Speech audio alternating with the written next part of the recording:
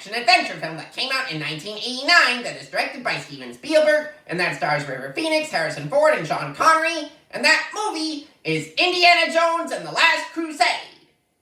Okay, so this movie has just started, and so far we have already seen a young Indiana Jones, here played by River Phoenix, already show off his signature fear of snakes. That's understandable, since some snakes are actually dangerous creatures that you don't want around you.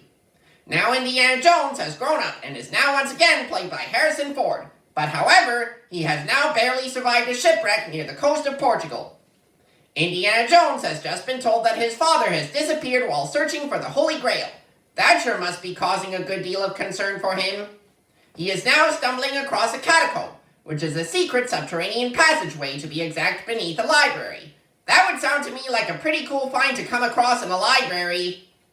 Yikes! First snakes and now years later rats that Indiana Jones has come across. It seems to me that Indiana Jones somehow has a thing about coming across animals that most people would have no business wanting to have to endure encounters with. Indiana Jones has now reunited with his dad at least, which is a good thing. But he has also found out that the castle that he was held hostage in, Castle Brunwald in Austria to be exact, is under the control from some old familiar enemies of his. And just so that you know, Indy's dad Henry is played by the late great Sean Connery. Whoa! Indy and his dad have been tied up with rope by these enemies of his that he is familiar with, and now have to figure out a way of escape, and fast. They were able to escape alright, but now they have got these old enemies of theirs hot on their trail too. Now Indy and his dad have arrived in Germany, which is where their enemies are from, but that is only because in Indy's day, the 1930s to be exact, Germany was under control from a tyrannical regime. Henry and Indiana Jones were in a biplane that departed from a giant airship called a Zeppelin, only to have it crash land afterwards. They were at least lucky to survive that.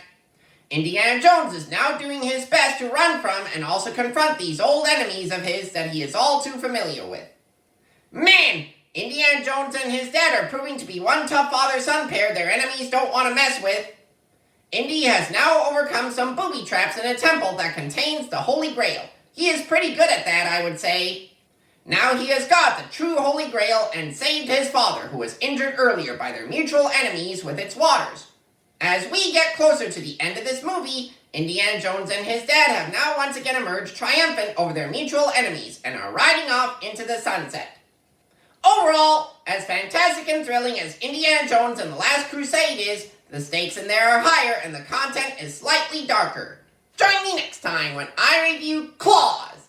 I'm Click James Click, your one and only movie reviewing secret agent out there.